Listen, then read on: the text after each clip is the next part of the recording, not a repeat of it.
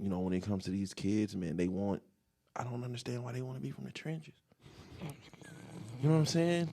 You turn 18, all of a sudden you want to be from the trenches, and like you can't, and you can't have the life that people that you grew up with had. Yeah. Meaning, like you grow up and you do all of these things for your kids, and it's like when they grow up, they want to do the opposite. And I don't know if it's because of the people they around and shit like that, but like you had your dad in your life. Yeah. Mm-hmm. You know what I'm saying? You grow up with we've all grown up with kids and shit, and they didn't have their dads, and they didn't. You know what I mean? That ain't your experience. So why would you want like something about being from the trenches, man? Niggas.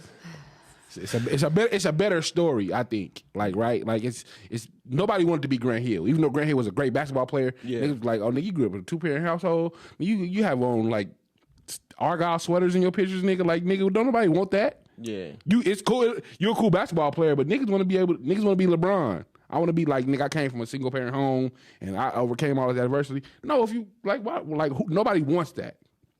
I always think about how like the conversations we have here, and it's like the niggas that gang bang. They I don't think they wanted to gang bang like that. Just that's all they had. Yeah, this sometimes this may have been my only way to have like feel family because I didn't come from that. Like niggas don't want that. Like so I don't understand why kids want to attach themselves to trauma because that shit ain't fun. Like.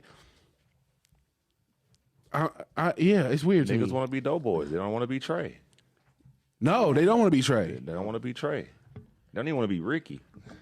So it's like, but it's just like, these are the things that I always looked at, right? From a parenting perspective. You know what I mean?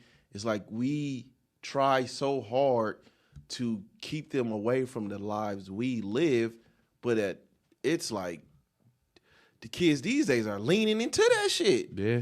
Experience is the best teacher. I saw somebody say that recently. Like, I love you enough to let you make these mistakes. You know what I'm saying? Like, we that's the thing I think about that's parenting. where I'm at. We try so hard. Like, we walk this walk, we experience these things, and we know this shit ain't good for you, so we do everything we can to keep you away from it.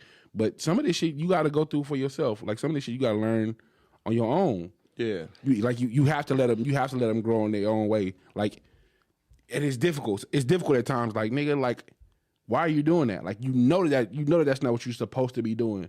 But I love you enough to. I'm gonna let you go. I'm gonna let you go. I'm gonna let you walk halfway down this cliff and then be like, all right.